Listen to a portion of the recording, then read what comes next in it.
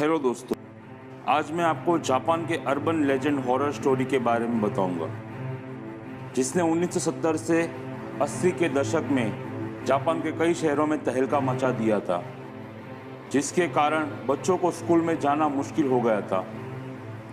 इसी कारण पेरेंट्स ने अपने बच्चों को स्कूल में भेजना बंद कर दिया, जिस कारण जापान की सरकार को स्कूल जाते बच्चों को पुलिस प्रोटेक्शन देना पड़ा था। पर आज भी ये किस्सा जापान के कई शहरों में मशहूर है। इसकी शुरुआत हुई थी आज से 800 साल पहले। एक लड़की थी जो बेहद खूबसूरत थी। उसे अपनी खूबसूरती पर बहुत नाज था।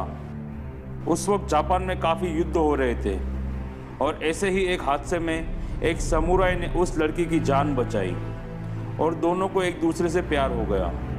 उस लड़की ने उस समुराई से शादी कर ली और दोनों ही साथ में अपना जीवन बिताने लगे। कुछ वक्त बाद युद्ध के चलते उस समुराई को लंबे समय के लिए युद्ध पर जाना पड़ा। बहुत ही घमासान युद्ध हुआ था और युद्ध खत्म होने के बाद वो समुराई अपने घर गया। घर आने पर वो खुश था अपनी बीवी से मिलने के लिए, पर उसने देखा कि उसकी बीवी किसी और इंसान के साथ प्यार कर रही थी। उस समुराई ने अपनी बीवी को किसी गैर मर्द के साथ रंगे हाथों पकड़ा तो उसका दिल टूट गया और उसे अपनी बीवी से नफरत सी हो गई। उसने अपनी तलवार से अपनी बीवी के चेहरे पर एक जोरदार वार किया, जिससे उसके होंठ पूरी तरह चीर गए और एक बड़ा सा कटने का घाव उसके चेहरे पर हो गया। और तब उस समुराई ने कहा, अब कहो कि तुम सुंदर दिखती हो, कौन तुम्हारी इस सुंदरता पर अब मरेगा। ऐसा कहकर वो समुराई हमेशा के लिए वहां से चला गया।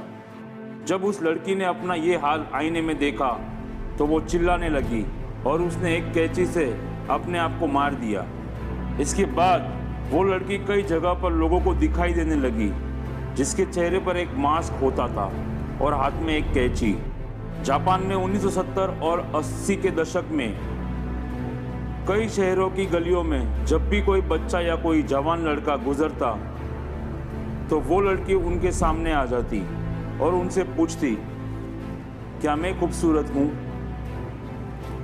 अगर जवाब में कोई ना कहता तो वो उसी कैंची से उन्हें मार देती, और अगर कोई हाँ कहता तो वो अपना मास्क हटाकर अपनी डरावनी शक्ल उसे दिखाती और पूछती, अब भी मैं तुम्हें खूबसूरत लगती हूँ?